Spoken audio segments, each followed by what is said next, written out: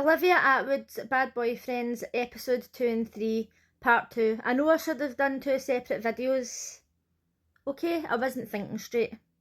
I was very annoyed at one of the wee fucking skis bag cunts, but we're back now for part 2. Welcome. I've took a few minutes to centre my energy and I felt more calm, but now that I'm looking at his wee fucking ratbag face, it's not really helped, but let's just get straight into it. The boys had been asked questions about the girls. If they get them wrong, then we see their clip, and if they get them right, then they can ask to see another boy's clip. He was asked her birthday. Her birthday. They've been together for years. They've been together since she was 16, and she's now 19. And he didn't even know her fucking birthday. Breathe. So it showed you the clips.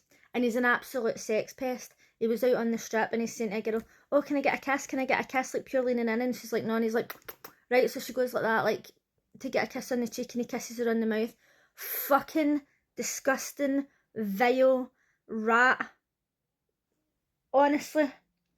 And you know, he's trying to be one of the lads. He's trying to be like, I don't know if he's trying to be sexy. I don't know what he's trying. But he's just a fucking sex pest. This behaviour, right, wouldn't have even have been acceptable in the 90s. And people in the 90s didn't really have as many limits as they've got now. People nowadays know that people have got boundaries. Don't go about just fucking smacking the lips on people and grabbing people and all that. No. He's got no self-awareness whatsoever. And he was drunk, right? I'll give him that. But he's a dick, whether he's sober or drunk. Actually, I think he's worse when he's sober. So I was trying to give him the benefit of the doubt, and I'm thinking, right, he's only 19, but then she was talking to him and she says he was 22. And 22 is young, but not young enough to act like this. It's so bad. Then we've seen the clips of him fully kissing other girls, and he says, close your eyes. Close your fucking eyes, are you kidding me? She also seen a clip of him when the girl says, oh, have you got a girlfriend? And he says, no, I'm single, I've been single for 6 months. And his excuse was, I didn't know if the other guys had girlfriends. And what difference would that make? And then the girl says, but Akon told you he was in a relationship. It's just compulsive lies. Fucking compulsive lie after compulsive lie. I used to date a compulsive liar, but he wasn't as bad as him. Had he been as bad as him, I would have fucking chemically castrated the dick. Right? Now, she's watching him kissing other girls, and she wasn't even freaking out that much, right? And he was like, oh, chill out, just being a fucking wee arsehole. And then she says, don't even answer me back. Like, he was eating the popcorn. She's like, give me the popcorn. And obviously she was being ratty with him. He's fucking lucky she never knocked him clean out. He's laughing. I know that I laugh when I'm nervous, right? But he's laughing. And the other people were looking at him like, is he fucking for real? I don't know what mental health problem it is he's got, but she's needing to get him to fuck. And then at the start of episode 1 or during episode 2, she said that if she found out he'd done anything, then she was finishing with him. And I just thought, no, you wouldn't.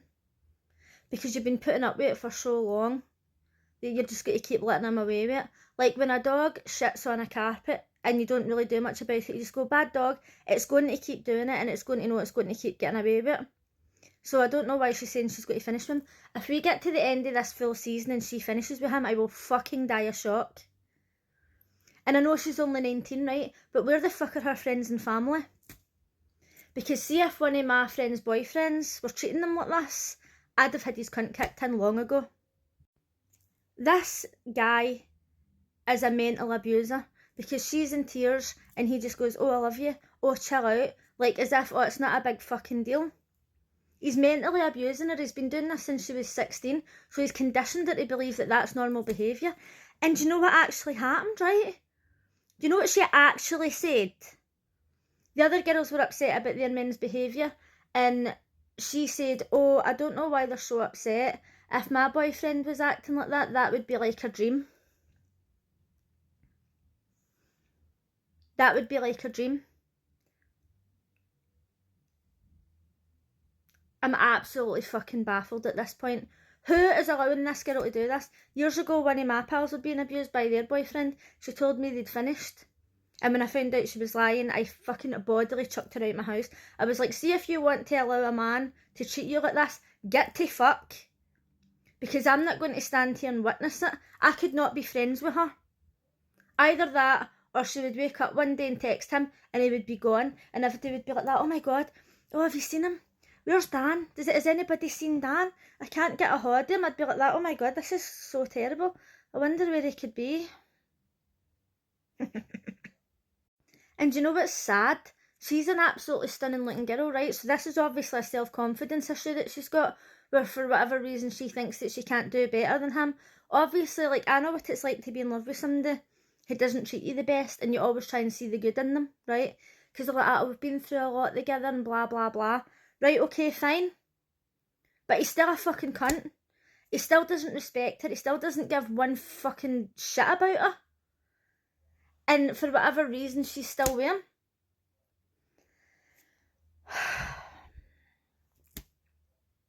Honestly, fuck, man. And see if her friends and family didn't realise how bad he was, and then they've now seen this, and she's still with him, and they're continuing to speak to her, and they're continuing to support her or whatever. They're all fucking as bad as each other. But anyway, the girls go and visit Brotopia, and they're like, oh my god, it's really bad here, like, it's disgusting, I feel bad. Did they not watch season 1? I often wonder if people apply for shows and they don't watch the first season. Like, surely they knew what Brotopia was going to be like. And actually in episode 2, it showed you Dylan in the caravan, and he was saying, oh, at home, like, I sleep in the garage or whatever, and I've got like a wee man cave or whatever. And this reminds me of that, and I thought, oh, what? That is pretty worrying. And he says, sometimes I pee in the drain and my dad tells me not to do it because of the rats. No wonder Anthony's like, you know, worried about the whole situation. I mean, I'm not a tidy person. My room is usually always a mess, but I keep the rest of the house tidy. But even I would be repulsed by that caravan situation. When the boys are visiting the villa, Max says, oh, I'm bored, right? Like, as a joke. And then as he's raging, she's like, oh, you just want to go and spend time with the boys. It's all about fun. It's all about a holiday, right?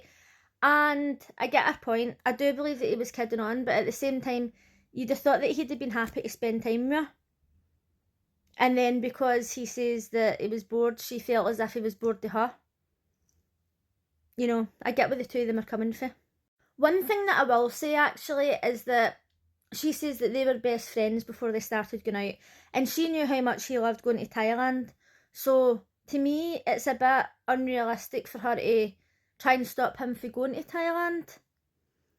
Right? Because that's what he enjoyed doing, but because she knew what he used to get up to over there, and let's face it, he's probably still getting up to that, I can understand why she's upset. But if he's not getting up to that, then why doesn't he just take her? If it's so amazing, why doesn't he want to take her and show her how amazing the food is and show her how crazy it is, and for them to go out and have naughty nights out together? Because he's clearly up to something. And I know that the boys will be like, oh, maybe they don't want his girlfriend there, but he could go there on his own. He probably doesn't want to take her because when men go there with women, they don't get grabbed and all that as much, and he's obviously fucking loving the ladyboys, giving him a wee boop boop. So at the end of episode 3, as you can tell, I was absolutely riled up with this wee fanny, and I know he's 22, but he's a manipulator. He's an emotional abuser. He's a gaslighter. He's not very good at gaslighting, but because she's been with him since she was 16, she's conditioned to believe that this is normal. There is no fixing him. There's no fixing him whatsoever. Chemical castration is the only fix. Let me know what you thought of episode 2 and 3, and let me know what you thought of this wee fucking skis bag bastard. And I'll see you again tonight. Bye.